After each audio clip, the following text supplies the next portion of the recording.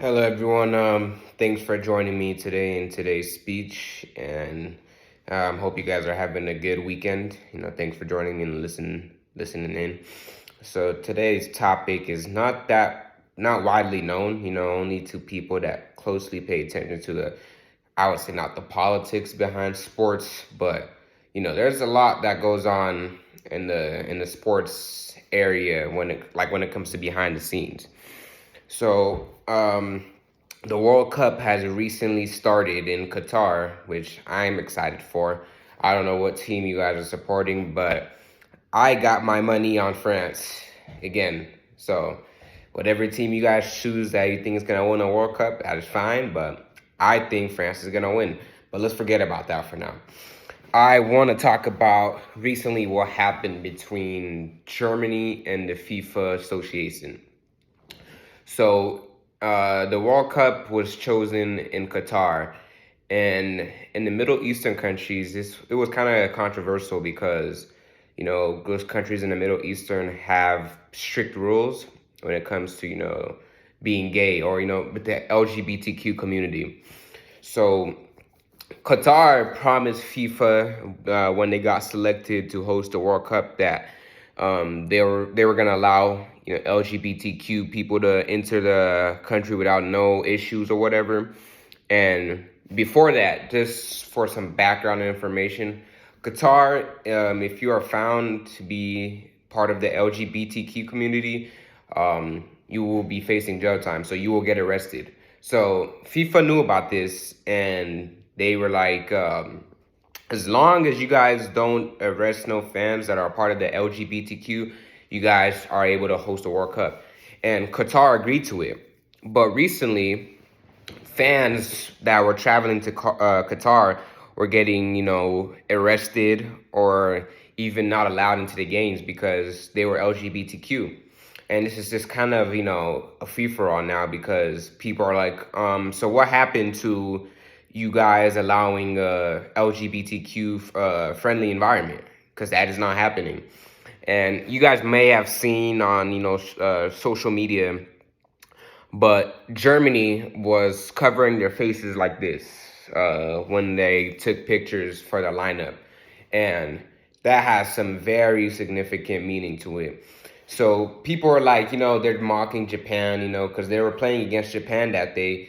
And people, in the soccer world were saying that they're mocking Japan. They said it's going to be a win, but that wasn't necessarily the case. The reason they had their hands on their mouth is because they were basically saying FIFA was silencing them. And when I mean silencing them, so with their captain armbands, Germany wanted to support the LGBTQ community by wearing, rainbow captain armbands. So the captain would wear an armband. But FIFA said that is not allowed. And what's weird is they told Qatar that there should be an LGBTQ friendly country for just the World Cup. And FIFA didn't allow this. They say that if they catch anyone trying to support the LGBTQ community by wearing, captain armbands or, just different variations on the uniform, they will get fined and possibly suspended, which is kind of weird because they literally guaranteed to players that they were going to welcome the LGBTQ fans with no harm, no issues.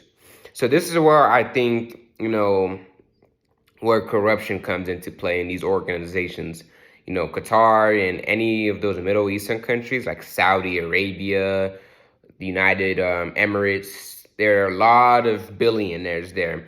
And from what a lot of scholars in the soccer world and that look into the political reasoning behind it, they believe that, there's corruption going on. Qatar paid off FIFA to still, not promote no LGBTQ activity, which is totally wrong.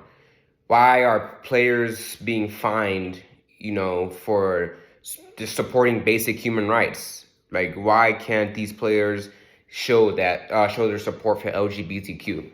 So this is where that comes into play, and these organizations are really corrupt. And just because we're entering the sports world doesn't mean that corruption doesn't exist, because it very much does. This is a basic human right again, and FIFA is not letting players support LGBTQ is just totally wrong. And Qatar promised FIFA that they weren't going to, cause any hassles with LGBTQ fans, and they are. They're arresting fans that are supporting or that are part of the LGBTQ community, and they're, threatening them that they will, send them back to what country they came from, and etc. And that's just not right at all. Not right.